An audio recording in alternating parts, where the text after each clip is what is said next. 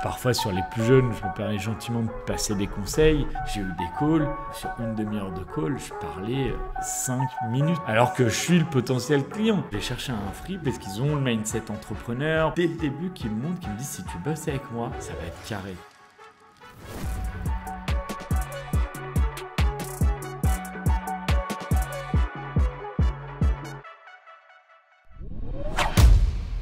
Salut tout le monde, j'espère que vous allez bien, c'est Étienne, je pète le feu, vous êtes sur Braise, la chaîne pour faire ses premiers pas hyper simplement quand on veut devenir indépendant. On est à la 5e vidéo, on est à la moitié de la saison 2, je suis super excité, la fin approche hyper vite et on a beaucoup de choses encore à voir ensemble. Avant de vous déballer mon pitch habituel, j'aimerais vous dire quelques mots. Merci beaucoup pour tous les messages, pour tout le soutien que vous m'apportez. Ça me fait kiffer, c'est pour ça que je fais ces vidéos et je vous remercierai jamais assez de tout ce que vous me donnez.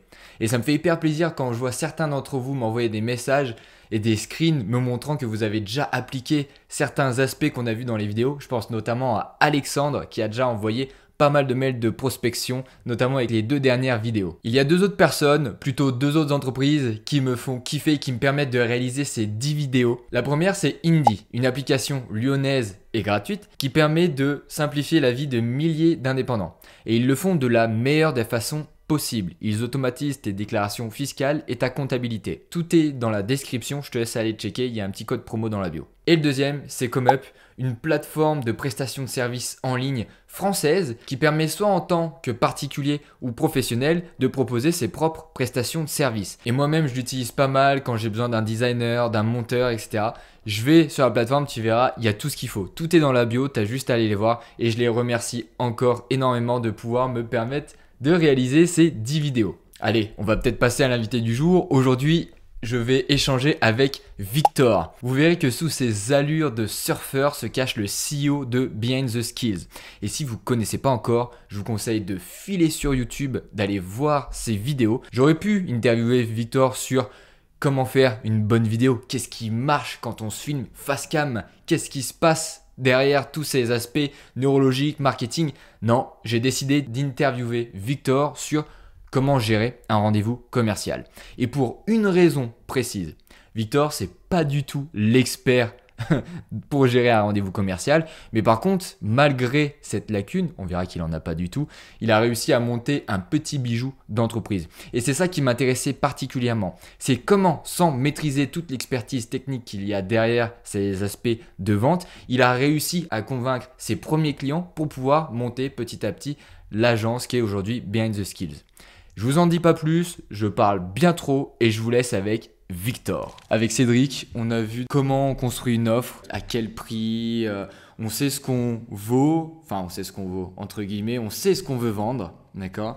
On a vu comment on prospecte et on a réussi à avoir un rendez-vous d'exploration, un rendez-vous commercial, tu vois, pour pouvoir se vendre. Comment j'arrive à gérer ce rendez-vous commercial sans brader mes prix, pour que tout se passe bien, quoi, tu vois, pour qu'on maximise le fait qu'on signe un devis à la fin. Pour la petite anecdote, je me suis lancé il y a quelques mois et j'ai eu assez rapidement un rendez-vous.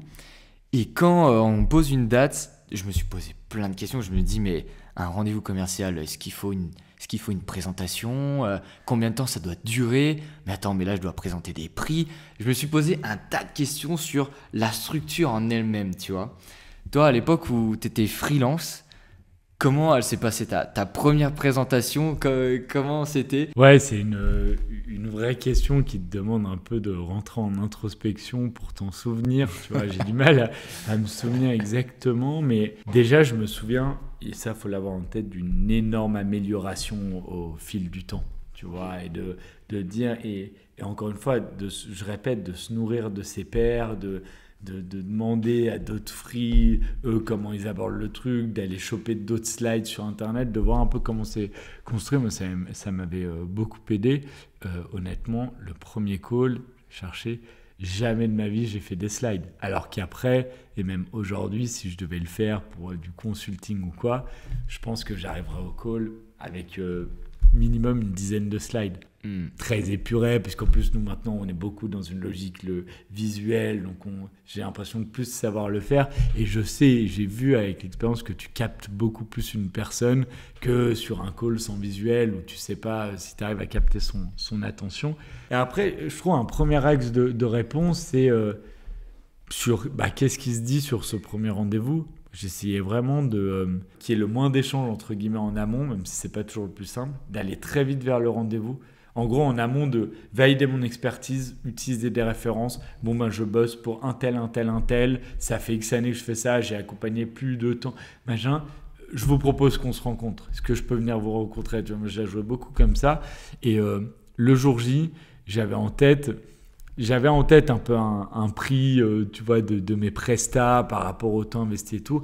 Mais très, très rare qu'au premier rendez-vous, je sors un prix.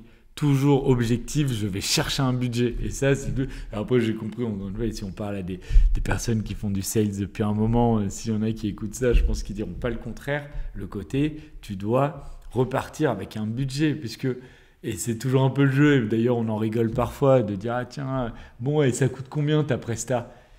Moi, là-dessus, j'hésitais vraiment pas à dire, attends, déjà, il faut que je me pose vraiment dessus, là, sur toutes les infos. Et puis, moi, j'ai plein de façons de m'investir sur le projet. Est-ce que toi, tu avais un budget? Et très souvent, d'ailleurs, je lui disais, puisque tu réponds une question par une question, je suis désolé de faire ça, mais honnêtement, je le disais avec, entre guillemets, ma gouache et en toute authenticité et transparence je préfère voir si je peux m'aligner à ton budget et te proposer un truc cool, que de prendre du temps à bosser sur une propale, te faire un budget et que tu me dises « Oh là là, t'es trop cher ». Ça aussi, c'est des conseils un peu, j'ai l'impression, de vente basique, mais enfin, que les écoles de la vente transmettent pas mal, mais c'est pas à nous de parler sur un premier rendez-vous, quoi. Tu peux pas... Et moi, j'ai vraiment été de l'autre côté. C'est marrant, de plus en plus avec ma boîte, on va parfois échanger avec des freelances et l'ayant été, je pense, j'adore et je prends vraiment le temps de bien les sélectionner, de prendre plusieurs calls, de machin. Je vois tout de suite, et parfois sur les plus jeunes, je me permets gentiment de passer des conseils. J'ai eu des calls, sur une demi-heure de call, je parlais 5 minutes. Ah ouais. Alors que je suis le potentiel client. Et en face, tu sens la personne qui elle veut. Et en plus, il y a un bon point. Et tu sens qu'en plus, elle a pensé une méthode, elle a une approche différente, un machin. Mais elle veut tellement te bombarder de ça. Et j'en ai eu un dernièrement qui m'a sorti et au bout de 10 minutes, m'a demandé mon budget. Donc je connais un peu le truc, j'ai renvoyé et il m'a donné des trucs, il m'a balancé un prix 20 fois au-dessus du budget que d'autres films m'avaient donné, complètement à côté de la plaque. Du coup, je me suis permis de lui dire... Pourquoi? Parce que aucune qualification là. Ça, c'est super intéressant. Ça aussi, on va y revenir sur le temps de parole parce que je trouve que c'est vachement important et pas beaucoup de monde en sont conscients dès le départ. Tu arrives, tu t'assois, on va dire qu'il y a eu un petit icebreaker, des petites présentations, qu'est-ce que vous faites dans la vie. Vas-y, en fait, je te laisse. Ouais, mais c'est marrant parce que t'as raison, ça peut paraître assez basique, mais super important de le dire. En fait, moi, ce que j'aime bien, c'est le côté, il faut structurer le call, mais le structurer et annoncer la structure. Quoi de plus agréable de dire à quelqu'un, on a une demi-heure, façon de dire, d'ailleurs on peut le dire, j'imagine que vous avez, c'est déjà sympa de me les accorder, je veux pas que ça dépasse, donc voilà comment je vous propose d'organiser le call.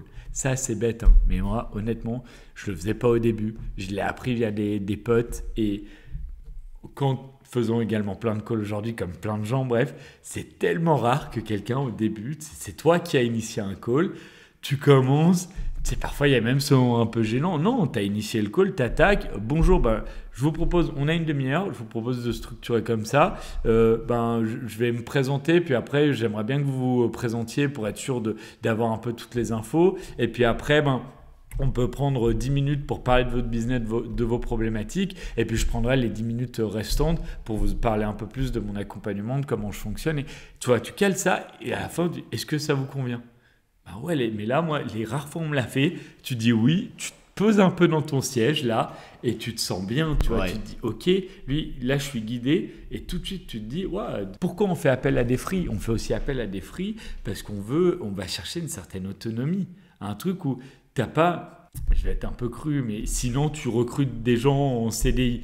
je suis un peu cru volontairement parce que c'est plus aussi simple que ça aujourd'hui. Je veux pas tant différencier le free du CDI, c'est pas la question, mais il y a quand même une part de je vais chercher un free parce que moi j'adore les free parce qu'ils ont le mindset entrepreneur, parce qu'ils ont le. Donc je veux dès le début qu'ils me montrent, qu'ils me disent si tu bosses avec moi, ça va être carré. Tu auras juste à checker, à valider, à me donner du temps quand je t'en demande. Donc structurer le call au début, super important. Ouais, en fait, tu fais appel à un expert pour qu'il te fasse gagner du temps. Et s'il prend pas le lead dès le départ, en fait, il crame toutes les cartes, quoi. T'as tout dit, t'imagines, donc tu fais appel, c'est un expert sur les free pour gagner, accélérer sur un truc. J'ai une équipe SEO, je veux la partie technique, on galère un peu, je veux 3 mois d'accompagnement SEO vraiment sur la partie technique. Je fais appel à un free. C'est pas pour que j'ai à le relancer de temps en temps en mode ça annonce, non, et ça avance, pardon. Et ça, si tu le ressens dès le début du call. Il y a quelque chose que j'avais pas prévu de parler, c'est l'icebreaker, tu vois, parce que c'est vrai que personnellement, j'ai tendance à le faire naturellement. D'ailleurs, j'aimerais bien que tu me dises ce que tu en penses. Dernièrement, j'ai essayé un truc. J'arrive, je fais bonjour, je m'appelle Étienne. La question que je pose, c'est qu'est-ce que vous faites quand vous ne travaillez pas? Et là, en fait, on va parler de totalement autre chose là. Tu vois, vraiment, on parle de musique, on parle de sport, etc., etc. Faut pas que ça dure trop longtemps parce que je me suis pris les pieds un petit peu parfois où on a débordé sur 15 minutes où on parlait de boxe, tu vois. Et là, j'ai regardé l'heure, je me dis merde. Alors c'est marrant, j'ai jamais pensé, mais je vais méditer là sur ce que tu dis vraiment parce que j'ai tendance à la faire un peu à l'américaine, tu vois, ce côté on va assez vite au business. Bon, alors bien sûr qu'il y a le petit icebreaker, mais là, c'est un icebreaker assez poussé. Comme tu dis, c'est vraiment t'engages une question qui est hors sujet business pour parler un peu d'autre chose. Mais c'est vrai que c'est l'icebreaker, par définition, c'est ça. Et c'est là où ça fonctionne bien, où tu peux détendre la personne. Versus, moi, je réalise, je suis un peu niveau 0, mais j'ai toujours un truc de... soit je vais profiter du lieu où on est, de ce que je vois dans la visio pour essayer de parler de ça. Souvent, tu peux avoir facilement l'info en amont de où est la personne géographiquement.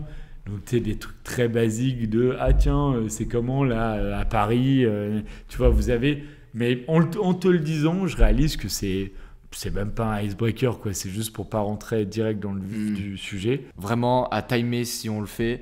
Derrière, tu annonces ta structure. Donc là, tes interlocuteurs savent où ils vont.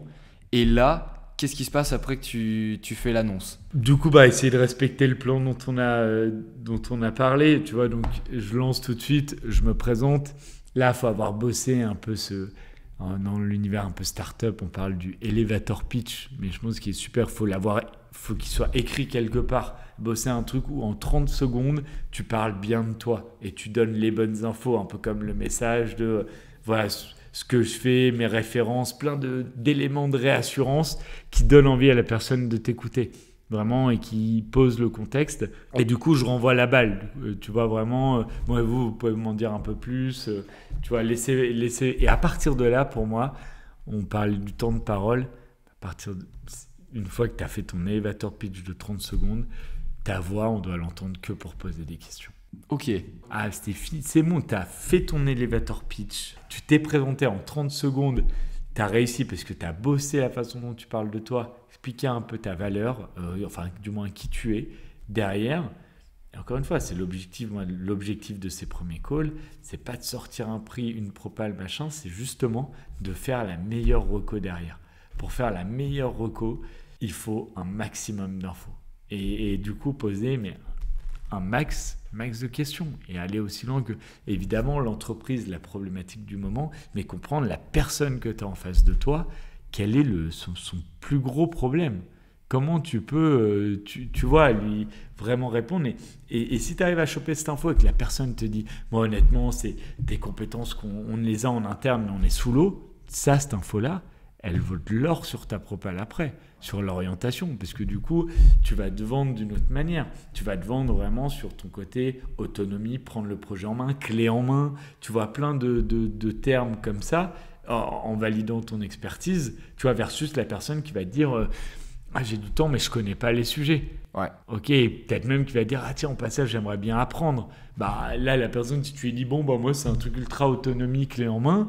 Elle te le dira jamais, mais elle va se dire ah ok, mais le mec qui va faire, je vais jamais rien comprendre. Non, là c'est moi j'ai été intervenant en école à côté, j'adore la pédagogie, tu vois, et j'aime prendre du temps. Et je dis ça, je suis pas en train de dire qu'il faut mentir et du coup sortir une casquette différente en fonction de l'exemple. Là, moi, les 2 exemples que j'ai cités, c'est 2 compétences, 2 casquettes que j'ai réellement. Mais potentiellement, si j'avais pas une des 2, cette info-là m'aurait permis, qui sait, de peut-être pas aller plus loin et de me dire attends, moi je suis pas pédagogue du tout, je connais mon truc, je suis un rat de laboratoire et je vais avancer. Et là, le mec me dit j'y connais rien et je voudrais apprendre un peu. Je choisis de pas aller sur le deal. Je reviens juste sur les questions. En fait, ouais, là, effectivement, dès que tu t'es présenté, tu nous dis que dès que tu parles, c'est pour poser une question, pour vraiment creuser le sujet. Je te donne la trame générale que je fais moi, qui n'est pas du tout dans le même axe. Bon, ça, il y a du clash. Suivez cet épisode, ça va clasher. Qu'est-ce que tu as mis dans cette eau?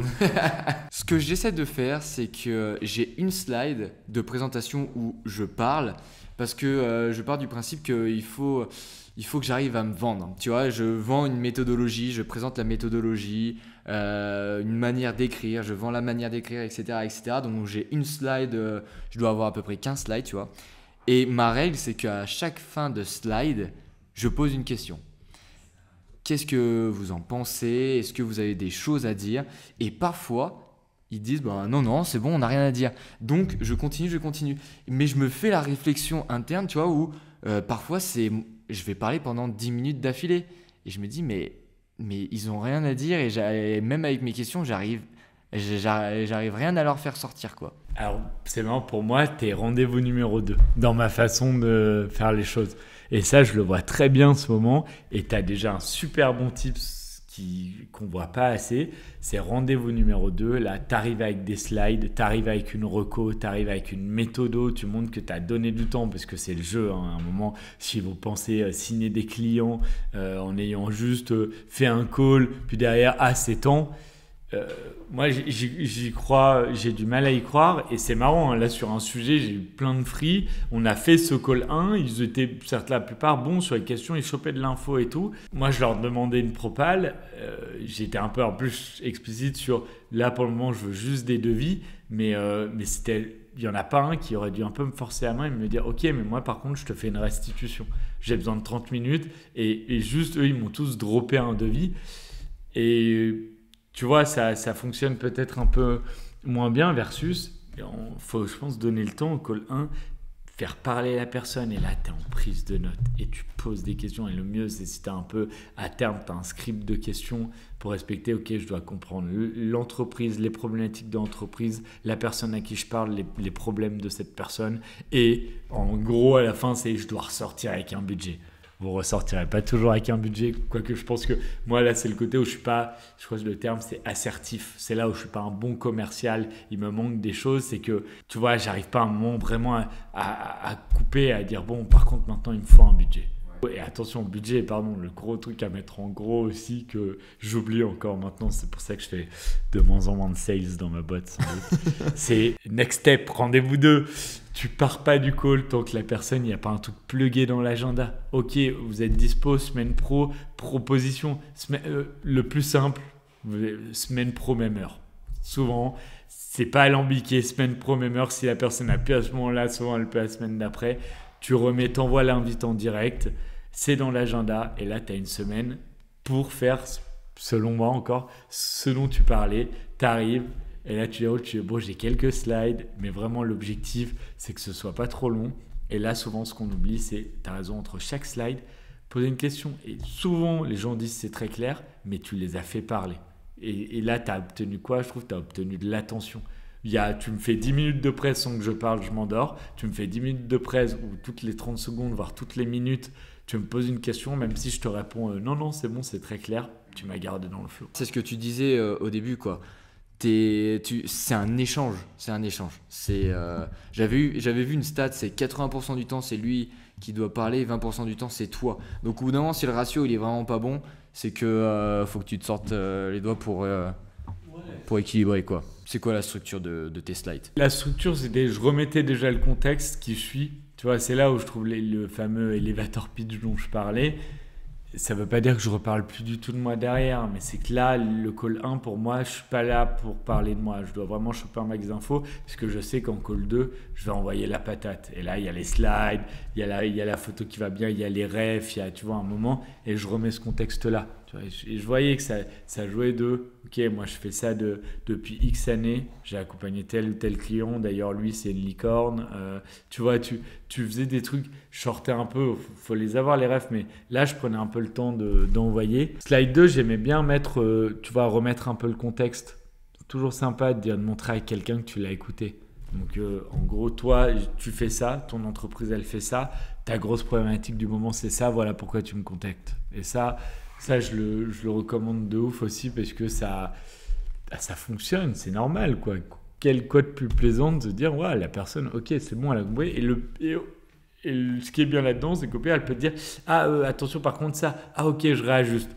C'est jamais un super bon signal, mais tu vois, tu humanises aussi. Ouais. Donc voilà, je me présente, je repose un peu le contexte. Je déroulais vraiment sur la méthodo. Là, pas hésiter. Moi, j'aime bien le côté avoir son wording. J'ai pas d'autre, mais tu vois, avoir marketé son offre. C'est pas parce que t'es free que tu peux pas marketer ton offre. J'ai pas assez vu ça et te dire, bon, bah, moi, je fonctionne avec 4 piliers.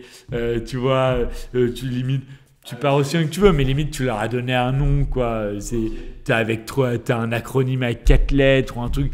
Je trouve de plus en plus clair ou du moins accrocheur de marketer un peu, mais je dis pas de... Là-dessus, pour rebondir directement, c'est quelque chose qui marche parce que je le fais sur mes 2 offres.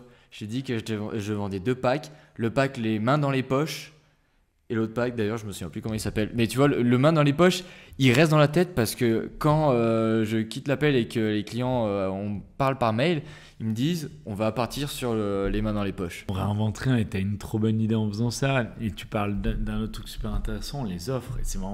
Et les SaaS font beaucoup ça, d'avoir 3 offres, mais de vendre celle du milieu. Je lisais un article là-dessus, ils sont trop forts. En fait, tu as des SaaS et des gars qui analysent un peu des SaaS. L'offre ultra premium, la plus chère, si tu regardes bien les options, les valeurs ajoutées, elles sont pas ouf. Et je dis les SaaS, pardon, il citait aussi l'exemple d'un magazine en ligne, type l'Équipe Magazine ou Le Monde. Et en fait, Le Monde leur offre ultra premium, mais si tu regardes les options, en fait, personne ne la prend presque. Les trucs ajoutés, tu comprends à peine ce que c'est. Mais l'offre du milieu, du coup, paraît beaucoup moins chère. Alors que tu as la même chose, donc tu te dis je pars sur la deuxième, tu as l'impression de faire des économies et l'offre un peu de base, a le même effet de te dire bon, en plus je prends pas l'offre un peu basique puis il manque des trucs, donc et ça c'est vieux comme le monde, les magazines le font et tout, putain faut le faire en freelance carrément. On n'a toujours pas parlé de budget dans ta structure. L'argent, c'est très cher. et c'est là où tu arrives une fois qu'il y a la méthode. Très important, je pense aussi, le rétro-planning. Projeter par rapport au cadre dont on parlait.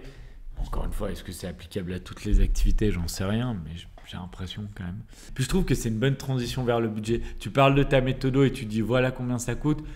Non, tu parles de ta méthode et tu dis ok, je me suis projeté, la mettre en place avec vous. Voilà, là si on se lance, un peu manière de dire, si vous signez maintenant, dès la semaine prochaine, il y a un livrable. J'en sais rien, encore une fois sur une activité, mais tu vois, tu projettes sur un qui se dit, ah ouais, ok, là, si on attaque semaine pro, ouais, je vais voir déjà des choses bouger, et puis je vois quand ça s'arrête, c'est dans ma roadmap, je trouve important. Et du coup, après, de passer sur la slide du budget, peut-être celle où on peut se permettre de mettre la slide qu'on peut se permettre de charger le plus. Pourquoi ? Parce que je trouve qu'un budget, plus il est transparent, mieux c'est. Pas hésiter à mettre un max de petites lignes. Alors nous, là, je me projette un peu par rapport à ma boîte et nous, c'est des projets, on est sur de la production vidéo, donc il y en a plein des petites lignes et c'est important pour nous d'évangéliser mais derrière une vidéo, voilà tout ce qui se passe si vous voulez une belle prod.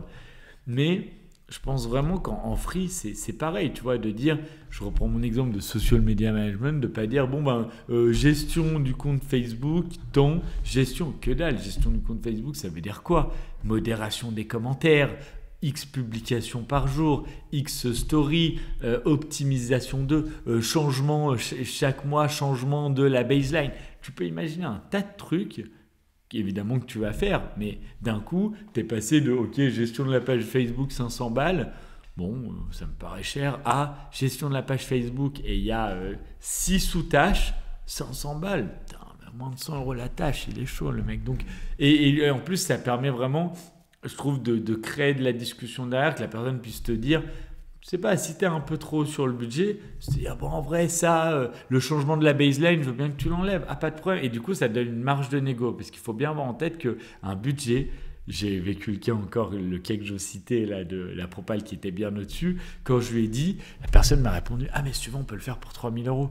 C'est trop tard, mec, tu m'as dit 30 000 et là, d'un coup, tu le fais à 3 000. C'est mort. Je sais pas. Et ça, c'est le dernier. Et tu sais qu'il a, donc par définition, un budget. Tu peux pas trop revenir en arrière ou trop remonter, tu vois. Mais si tu l'as bien détaillé, et d'ailleurs le détail, tu peux même parler d'options, rajouter des options et dire, bon, bah, en option, je peux faire de l'ADS, en option, je peux faire ça et tout. Donc, tu as un peu le truc à tiroir. Donc, l'avantage, c'est que ton budget, même si tu annonces un budget à, je me dis n'importe quoi, 1 000 €, en fait, tu l'as pensé pour qu'il puisse descendre à 500 assez simplement sans que tu remettes en cause la valeur de ton offre parce que le gars enlève un peu des lignes, ou peut-être monter à 1005 parce qu'en fait tu réalises, ah mince, j'ai un peu mal visé, il a plus de budget, bon bah je suis monté à 1005, tu vois, de faire un peu le truc comme ça. Donc du coup ça permet quand même de bien parler de cette slide, de pas arriver juste, bon voilà le budget, alors t'en penses quoi, mais d'expliquer un peu tout le déroulement. Et vient la question fatidique de, bon alors on est comment par rapport à ce budget, qu'est-ce que t'en penses ? Et d'ailleurs, moi, j'aimais bien ne pas forcément que la dernière question, encore une fois, mais cette question-là, ne pas forcément dire qu'est-ce que tu penses du budget, mais dire, bon, globalement, qu'est-ce que tu penses de cette présentation ? J'ai même une slide après le budget qui est une slide un peu de contact, merci, photo, là, tu veux, ça peut être une photo de moi un peu sympa, un truc, une petite note, ouais, en slip, suivant bien qualifier les prospects avant, mais, mais tu vois, une petite slide en mode juste pour annoncer que c'est terminé, et du coup, plutôt envoyer une question de, bon, bah, est-ce que tu as des questions, est-ce que, voilà, comment tu te places par rapport à cette presse ? Parce que, faut pas aussi oublier, moi je trouve que la dernière question, il faut aussi casser le mythe que même si peut-être la slide attendue, c'est la slide du budget, si tu poses ta dernière question par rapport au budget, tu réduis toute ta presta au budget. Ouais. Tu vois, et que, alors même, je suis d'accord, tu as posé, on l'a bien dit, tu essayes d'interagir entre les slides, poser des questions et tout. Pour autant, ça ne veut pas dire que la première chose dont la personne veut parler, c'est le budget. Donc, j'aime bien le côté t'en penses quoi. Et oui, très souvent... Ah, alors sur le budget, tu reviens à la slide du budget. Mais parfois, attends, donc la méthodo, je reviens à la slide de la méthodo. Et en fait, tu arrives doucement au budget. Personne, si elle finit par te dire oui, tu sais déjà que vraiment, ils vont en discuter. Et derrière, je trouve, arrive le moment le plus important. On ne parle pas du cas où elle te dit oui, on le signe. Parce que là, on s'est tous compris, tu envoies le truc. Voilà. Mais même, ça marche aussi pour une personne un peu hésitante. Je trouve que derrière, il y a le mail d'après-call sur lequel il faut savoir passer du temps, qui se templétise d'ailleurs pareil, mais il faut derrière envoyer un mail, ce que j'appellerais un bon gros mail, détaillé, tu vois, un truc pensé, sauter des lignes, des bullet points, mettre en gras, faire des trucs. Le mail, il doit être facile à lire, il doit bien reprendre la teneur des échanges, il doit être accompagné du devis, il doit, tu vois, vraiment montrer que c'est bon, quoi. J'ai pris du temps pour ce mail. Parfois, moi, j'ai l'impression on s'est fait le call, c'est bon, je te shoot le devis. Non, il faut tenir en haleine la personne de tout ce qu'elle donne déjà pour moi. Je trouve ça important. Et encore une fois, c'est comme les slides, ça se templétise, je trouve. C'est que tu as moyen de, après ton mail, la première fois, il te prend du temps, mais les autres fois, il te prend moins de temps. Et aujourd'hui, combien de mails tu reçois où vraiment tu te dis, là, il a souligné, il a mis des grands 1, grand 2, il a mis en gras et tout. Tu vois, et tu sais, c'est vraiment important, je trouve, d'aller de tendre vers ça. Donc voilà, bien le prendre le temps du suivi derrière et faciliter au max la signature du devis, signature électronique. Pour moi, ça, c'est super important. Mais écoute, Victor, merci pour tous ces conseils. Avec plaisir, merci à toi d'avoir posé les bonnes questions.